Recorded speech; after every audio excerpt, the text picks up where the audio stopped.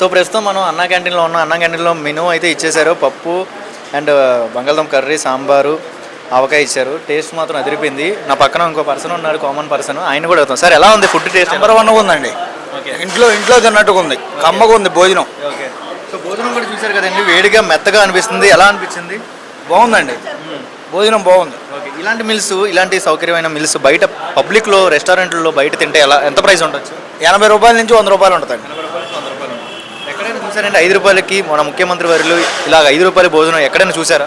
నేను చూడలేదండి. 2014 నుంచి 2019 అప్పుడు చూశాను, తర్వాత మళ్ళీ ఇప్పుడే చూస్తున్నాను. సో చూసారండి, అంటే రైస్ కూడా మీకు ఎలా అనిపిస్తుంది ఇంట్లో పెట్టి? రైస్ ఇంట్లో అన్నం ఉన్నట్టు ఉంది.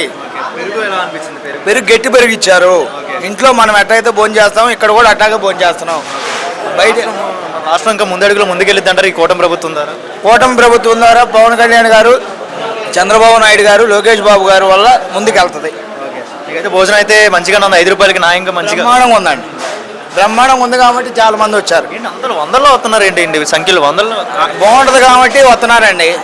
బ్రహ్మాండంగా ఉంటుంది కాబట్టి వచ్చారు. 2014 నుంచి 19 వరకు వాళ్ళు భోజనం చేశారు పేదవాళ్ళు. నేను పేదవాడిని, తింటున్నాను కాబట్టి వికలాంగుని కాబట్టి తింటున్నాను కాబట్టి మళ్ళీ వస్తున్నారు. సో చూసారు కదండి, ప్రజలు రెస్పాన్స్ చూసారు కదా, టేస్ట్ మాత్రం అదిరిపోయింది అంటున్నారు. అండ్ నేను కూడా ఇప్పుడే టేస్ట్ చేశాను. చాలా అంటే చాలా బాగుంది. అన్నం కూడా వైట్గా, అంటే రైస్ కూడా మెత్తగా ఉంది చల్లగా. పప్పు కూడా చూసారు కదా, అంటే ఒకటి బంగాళదుంప కర్రీ అండ్ ఆవకాయ. మన ఆంధ్రాలో ఆవకాయ అంటే చాలా మంచిగా తింటారు మధ్యాహ్నం పూట కూలీ పనులు చేసుకున్న వాళ్ళు.